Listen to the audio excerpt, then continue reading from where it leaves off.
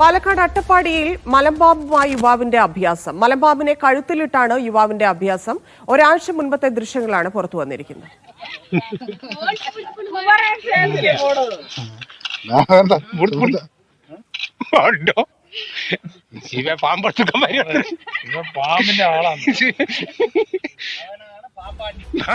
സാജിദ് അജ്മൽ ചേരുന്നു. സാജിദ്, ഇതെപ്പോഴായിരുന്നു സംഭവം? വനംവകുപ്പ് നടപടിയൊന്നും എടുത്തില്ലേ? ഇത് 27-ാം തീയതിയാണ് ഈ സംഭവം ഉണ്ടാകുന്നത്. അട്ടപ്പാടി മേട്ടുപ്പതി ഊരിലെ ആണ് ഈ സംഭവം.